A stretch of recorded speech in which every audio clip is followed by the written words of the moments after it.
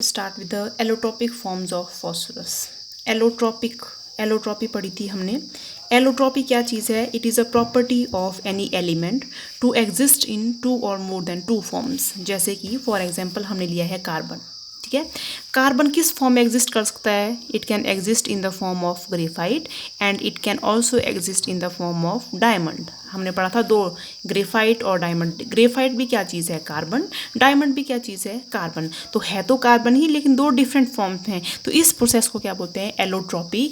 और कोई भी सब्सटेंस अगर दो फॉर्म में एग्जिस्ट करता है उसको क्या बोलते हैं? Allotropic forms. जैसे फॉस्फोरस है, फॉस्फोरस 3 डिफरेंट फॉर्म में एग्जिस्ट कर सकता है, white phosphorus, red phosphorus and black phosphorus. तो these are the 3 main important allotropic forms of phosphorus. Now we will start with white phosphorus, ठीक है। इससे पहले मैं बता दूं कि जो फॉस्फोरस का मॉलिक्यूल है वो कैसे एग्जिस्ट करता है? P4 यूनिट्स के फॉर्म में एग्जिस्ट करता है। जैसे नाइट्रोजन N2 की फॉर्म में एग्जिस्ट करता है, ऑक्सीजन O2 की फॉर्म में एग्जिस्ट करता है, वैसे ही फॉस्फोरस P4 टेट्रामर की फॉर्म में एग्जिस्ट करता है, ठीक है। तो now we will start with the white phosphorus. White phosphorus it is synthesized by the reaction of calcium phosphate, calcium Ca3PO4 twice, ये है कैल्शियम फॉस्फेट। कैल्शियम फॉस्फेट को अगर मैं SiO2 के साथ रिएक्ट कर दूं तो it result in formation of CaSiO3 plus P4O10, ये बन गया फॉस्फोरस पेंटॉक्साइड बन गया। फॉस्फोरस पेंटॉक्साइड को अगर मैं कार्बन की प्रेजेंस में हीट कर दूं, it result in formation of P4 plus carbon monoxide. ये जो P4 बन गया, ये क्या बन गया हमारे पास? It is the formation of white phosphorus की फॉर्मेशन होगी है, ठीक है। तो it is the synthesis of white phosphorus. अब अगर हम स्ट्रक्चर देखें वाइट फॉस्फोरस का, तो वाइट फॉस्फोरस है P4 की फॉर्म में एग्जिस्ट करता है। एक मॉलिक्यूल में कितने फॉस्फोरस के एटम हैं? 4। और कैसे हेड्रन हैं? हर एक atom at the corners of a regular tetrahedron पे एग्जिस्ट है। तो टेट्राहेड्रन का स्ट्रक्चर कैसा होता है? कुछ ऐसा, ऐसा। तो हर एक फॉस्फोरस, कितने फॉस्फोरस का अटैच्ड है यहाँ पे? 3rd। और ये ऐसे और ये ऐसे। तो ये कैसा स्ट्रक्चर बन गया आपके पास? Tetrahedral structure. टेट्राहेड्रल के हर एक कॉर्नर पे क्या क्या प्रेजेंट है? 1 फॉस्फोरस एटम। अगर मैं फॉस्फोरस की आउटर इलेक्ट्रॉनिक कॉन्फिगरेशन देखूं तो it is 3s2 3p3। 3s2 3p3 को कैसे लिख सकते हैं हम? 3s2 और हर एक p में 1 अनपेयर्ड इलेक्ट्रॉन। तो ये जो एक मान लो ये फॉस्फोरस एटम है, इसके पास कितने इलेक्ट्रॉन हो गए? Total 5 electron. अब ये फॉस्फोरस है, 3 डिफरेंट फॉस्फोरस के साथ ये बॉन्ड बना रहा है। तो एक फॉस्फोरस के साथ बॉन्ड बना रहा है, दूसरे फॉस्फोरस के साथ बॉन्ड बना रहा है, और ये किसके साथ बना रहा है? तीसरे फॉस्फोरस के साथ बॉन्ड बना रहा है। और एक क्या चीज़ प्रेजेंट है इसके पास? Lone pair of electron. और हाइब्रिडाइजेशन क्या है इसमें पास? sp3 hybridisation.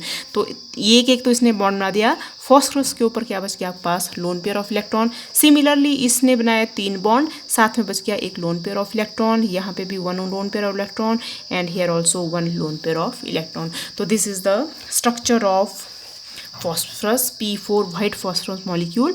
Phosphorus PPP bond angle here it is 60 degrees Celsius. PPP bond angle, PPP bond angle कितना है यहाँ पे? 60 डिग्री सेल्सियस है। अब 60 डिग्री सेल्सियस है तो ये जो मॉलिक्यूल है it is highly strained molecule, मतलब स्टेबल नहीं है, इसके ऊपर स्ट्रेन पड़ी है बहुत ज़्यादा स्टेबल है। इसीलिए कैसा है? इट इज़ अनस्टेबल, मतलब स्ट्रेन्ड है इसलिए कैसा है ये? It is highly unstable molecule. जो भी अनस्टेबल मॉलिक्यूल्स होते हैं वो क्या होते हैं? They are the most reactive, बहुत ज़्यादा रिएक्टिव होते हैं ये। जितना अनस्टेबल होगा उतना ज़्यादा क्या बन जाएगा? ये रिएक्टिव। तो white phosphorus it is highly strained, जिस वजह से क्या है ये अनस्टेबल, इसी वजह से क्या है ये highly reactive form of molecule है, ठीक है। अब क्या है कि अगर ये इसकी रिएक्टिविटी ज़्यादा है तो जैसे ही मैं P4 का मॉलिक्यूल लूँ, जैसे मैंने इसको ऑक्सीजन की प्रेजेंस में रखा, ये एकदम ऑक्सीजन के साथ रिएक्ट करके क्या बना रहे हैं यहाँ पे? ऑक्सीजन के साथ जैसे इसकी रिएक्शन हो जा रही है ऑक्सीजन के साथ, it result in formation of P4O10, phosphorus pentoxide banana start हो जाता है, ठीक है। और ये जो फॉस्फोरस पेंटाऑक्साइड है इसके डेंस वाइट फ्यूम्स निकलते हैं। फ्यूम्स समझते हैं ना आप? धुएं की तरह वाइट फ्यूम्स निकलना स्टार्ट हो जाते हैं। तो अगर हम P4 को ऐसे ऑक्सीजन की प्रेजेंस में रखते हैं तो धीरे धीरे सारा P4 खत्म हो जाएगा और P4O10 बन जाएगा। इसीलिए P4 को अगर हमें रखना है तो हम कहाँ पर रखेंगे? It is stored under water. Water के अंदर हम इसको स्टोर करेंगे ताकि इसकी ऑक्सीडेशन ना हो और P4O10 ना बने, ठीक है। अब एक और प्रॉपर्टी है कि P4 it is highly reactive, बहुत ज़्यादा रिएक्टिव है। जैसे इसकी ऑक्सीडेशन हो रही है, ऑक्सीजन के साथ रिएक्ट करके क्या, और इसकी ऑक्सीडेशन हो रही है, तो ऑक्सीडेशन शो कर रहा है ये वाइट फॉस्फोरस। तो एक और बहुत इंपॉर्टेंट बात है कि जैसे इसकी ऑक्सीडेशन हो रही है, इट गिव्स फेंट ग्रीन ग्लो, मतलब ये ग्रीन कलर की लाइट में जलना स्टार्ट हो जाता है, ऐसा लग रहा है कि ये जल रहा है जैसे, ठीक है। इसकी ऑक्सीडेशन के प्रेजेंस में ये लग रहा है ग्रीन कलर की लाइट से ये जल रहा है, ऐसा लगता है। और इस प्रोसेस को क्या बोलते हैं, it is called as phosphorescence. Phosphorescence क्या प्रॉपर्टी है, कोई भी सब्सटेंस अगर आपको ग्लो करना स्टार्ट करे, जलने की तरह, जैसे जुगनू है उसमें फॉस्फोरेसेंस होते हैं, उसकी लाइट जलती है, तो वैसे ही फॉस्फोरस जो वाइट फॉस्फोरस है वो भी ग्रीन कलर की लाइट में ग्लो करता है, और इस प्रोसेस को क्या बोलते हैं, it is called as phosphorescence. तो आपको क्वेश्चन आ सकता है कि 3 एलोट्रॉपिक फॉर्मों से कौन सा फॉर्म ग्लो करता है या फॉस्फोरेसेंस शो करता है, तो कौन फॉस्फोरेसेंस शो करता है, वाइट phosphorus shows phosphorescence, ठीक है। तो this is about oxidation and about phosphorescence. एक और प्रॉपर्टी है कि it is the most poisonous form of phosphorus, बहुत ज़्यादा पॉइजनस फॉर्म है। अगर हम इसके वेपर्स को इनहेल कर सकें तो इट कैन प्रूव फेटल, मतलब इंसान मर भी सकता है अगर इसके हम वेपर्स को क्या कर लें, इनहेल कर लें, ठीक है। और दिस इज इंपॉर्टेंट प्रॉपर्टीज़ है।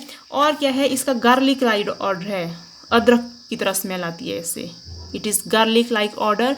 और कैसा ये, इट इज़ लाइक पेस्ट की तरह है, वैक्सी सॉलिड है ये, वैक्स की तरह सॉलिड, वैक्स देखिए ना आपने, मोम की तरह वाइट कलर का वैक्सी सॉलिड है, और इसकी कैसी स्मेल है, इट इज़ गार्लिक ऑर्डर है इसके पास। Is it clear. अब एक बहुत इंपॉर्टेंट प्रॉपर्टी है कि अगर मैं रूम टेम्परेचर पे मॉलिक्यूल को लूँ तो मेरे पास है P4 का मॉलिक्यूल। P4 का मॉलिक्यूल किस फॉर्म में एग्जिस्ट कर रहा है, यहाँ पे it is existing in the solid state की फॉर्म में एग्जिस्ट कर रहा है, ठीक है। अगर मैं इसी को 44 डिग्री सेल्सियस के ऊपर हीट करना स्टार्ट करूँ तो ये क्या हो जाएगा, मेल्ट हो जाएगा। तो P4 किस फॉर्म में आ गया यहाँ पे, it comes in the liquid state melt होने के बाद, ठीक है। अगेन अब मैं इसका टेम्परेचर इंक्रीज कर दूँ, मैंने इसको मान लो 280 डिग्री सेल्सियस के साथ पास इसको हीट कर दिया, तो फॉस्फोरस क्या हो जाएंगे, ये वेपर फॉर्म में आ जाएगा। तो P4 तो एग्जिस्ट P4 के फॉर्म में रह रहा है, लेकिन अब किस फॉर्म में आ गया, ये वेपर या गैस की फॉर्म में आना स्टार्ट हो गया। अगर मैं फर्दर टेम्परेचर इंक्रीज कर लूँ, मान लो 800 डिग्री सेल्सियस, 800 डिग्री सेल्सियस के बाद जो P4 का मॉलिक्यूल है वो ब्रेक होना स्टार्ट हो जाएगा, टूटना स्टार्ट हो जाएगा।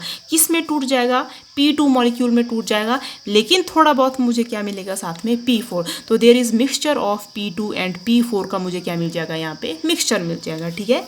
अब अगर मैं और इसको हीट कर दूँ, मान लो मैंने हीट कर दिया above 1700 degree Celsius, 800 degree Celsius के ऊपर ये ब्रेक होना स्टार्ट हुआ, 1700 डिग्री सेल्सियस के ऊपर ये पूरा ब्रेक हो गया, और किस फॉर्म में एग्जिस्ट करेगा मेनली, अब it will exist mainly in P2। तो अब मुझे 100% क्या मिल जाएगा, मुझे P2। तो जैसे जैसे आप टेम्परेचर को इंक्रीज करते जाओगे, P4 फॉर्म किस चीज़ में चेंज होता जा रहा है, ultimately changes into the P2 form में चेंज हो रहा है, ठीक है। तो ये थी रिएक्शन। तो हम क्या बोल सकते हैं कि P4 800 डिग्री सेल्सियस के ऊपर किस में चल जाएगा, ये P2, 800 डिग्री सेल्सियस के नीचे किस में रहेगा, ये it will exist in the P4 form, ठीक है। तो दीज आर द रिएक्शंस। अब है कि मेटल के साथ कैसे रिएक्ट करता है ये P4 मॉलिक्यूल। तो अगर मैं लेती हूँ P4 और मान लो मैं इसको सोडियम के साथ रिएक्ट करवा रही हूँ, ठीक है। तो सोडियम के साथ रिएक्ट करके ये बनाता है Na3P, सोडियम Na3। इन चीज़ को क्या बोलते हैं, हम इनको बोलते हैं फॉस्फाइड्स, डी है यहाँ पे फॉस्फाइड्स। तो क्या बनाइए, it is called as sodium phosphide बोलेंगे इसको। वैसे मान लो मैं पोटाशियम के साथ P4 को अगर रिएक्ट कर रही हूँ तो क्या बन जाएगा, NK3P। तो क्या बोलेंगे इसको, पोटाशियम फॉस्फाइड बन गया ये, ठीक है। वैसे मान लो मैं इसको मैग्नीशियम के साथ रिएक्ट कर रही हूँ MaMgP4, तो it result in formation of Mg3P2। इसको क्या बोलेंगे, it is called as magnesium phosphide, potassium phosphide, sodium phosphide. तो on reacting with metals it result in formation of metal phosphides की सिंथेसिस हो जाती है, फॉस्फाइड्स की फॉर्मेशन होना स्टार्ट हो जाती है, ठीक है। अब है रिएक्शंस विद हेलोजन। हेलोजन क्या होते हैं, क्लोरीन, फ्लोरीन, ब्रोमीन, आयोडीन के साथ कैसे रिएक्ट करता है। तो अगर मैं लेती हूँ P4 मॉलिक्यूल, अगर मान लो मैं इसको क्लोरीन के साथ रिएक्ट कर रही हूँ, ठीक है, तो क्या बन जाएगा PCl3, मतलब हम किस टाइप के फॉस्फाइड मिलेंगे हमें, PX3 टाइप के क्लोराइड्स मिलेंगे हमें।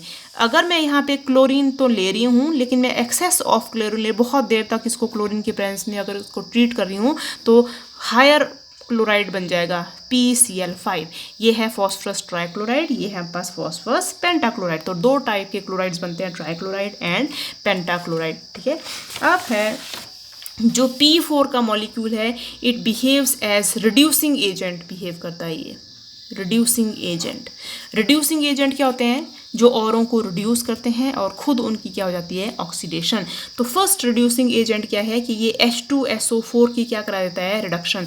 H2SO4 को it changes it into SO2 sulphur dioxide में चेंज कर देता है। तो रिएक्शन क्या हो जाएगी, P4 किस में चेंज जाएगा, H3PO4 में चेंज जाएगा। इसका क्या बन जाएगा आपके पास, SO2 बन जाएगा, साथ में क्या हो गया आपके पास, वाटर रिलीज हो गया। अब हमें कैसे पता चलेगा कि P4 और H3PO4 इसकी रिड्यूसिंग एजेंट बिहेव कर रहा है, तो खुद इसकी क्या होनी चाहिए यहाँ पे, ऑक्सीडेशन। खुद अगर इसकी ऑक्सीडेशन हो रही है तभी क्या बिहेव करेगा, ये रिड्यूसिंग एजेंट। तो ऑक्सीडेशन होनी चाहिए। तो ऑक्सीडेशन मतलब loss of electron, oxidation means loss of electron. तो लॉस ऑफ इलेक्ट्रॉन हम कैसे काउंट करेंगे, P4 में ऑक्सीडेशन स्टेट कितनी है इसकी, 0। H3PO4 में काउंट करो ऑक्सीडेशन स्टेट, H3 मतलब 3, P के ऊपर निकालनी है मतलब X, प्लस कितने ऑप्शन हैं, 4, हर एक के ऊपर कितना चार्ज है, -2 = 0। तो 3 + x - 8 = 0, x = +5। तो यहाँ पे P के ऊपर कितना चार्ज आ गया, +5। तो यहाँ पे था 0, 0 से कहाँ जा रहे हैं हम, +5। तो 0 से कहाँ चले गए हम, +5। 0 से +5 कब चले गया, जब यहाँ से कुछ यहाँ पे मेरे पास -5 हुआ होगा, -5 + 5 कैंसिल हो जाएगा, तब तो 0 आएगा। तो +5 कब गया, जब -5 यहाँ से। तो -5 क्या है, मतलब माइनस इलेक्ट्रॉन्स हो रहे हैं यहाँ से, और इलेक्ट्रॉन्स के ऊपर क्या चार्ज होता है, माइनस, इसीलिए यहाँ पे क्या हो रही है, लॉस ऑफ इलेक्ट्रॉन, और इसीलिए इसकी क्या हो जा रही है पास, ऑक्सीडेशन। वैसे आप सल्फर के ऊपर ऑक्सीडेशन निकालो, इसकी ऑक्सीडेशन निकालो, तो इस चीज़ की क्या हो रही होगी आपके पास, रिडक्शन हो रही होगी। तो रिडक्शन क्या होता है, गेन ऑफ इलेक्ट्रॉन। तो यहाँ पे ऑक्सीडेशन स्टेट निकाल के देखो, दोनों की देखो, गेन ऑफ इलेक्ट्रॉन हो रहा है सल्फर के ऊपर या नहीं, ठीक है। तो this is the oxidation, yeah, it is the how P4 it is behaving as the reducing agent। एक और रिएक्शन है कि जितने भी मेटल सॉल्ट्स हैं, P4 metal salt, for example copper का सॉल्ट क्या है, CuSO4 है कॉपर का सॉल्ट। और अगर मैं इसको वाटर के प्रेजेंस में इनको हीट करूं तो मेटल इसकी भी क्या करा देगा, ये रिडक्शन करवा देगा। अब SO4 के ऊपर कितना चार्ज होता है, 2 नेगेटिव, तो कॉपर के ऊपर कितना चार्ज है, 2 पॉजिटिव। 2 पॉजिटिव से ये कहाँ ले आएगा, कॉपर को, कॉपर 0 में ले आएगा, ये मतलब इसमें कॉपर मेटल बनना स्टार्ट हो जाएगा। तो +2 से कहाँ जा रहा है, ये 0 में जा रहा है, 0।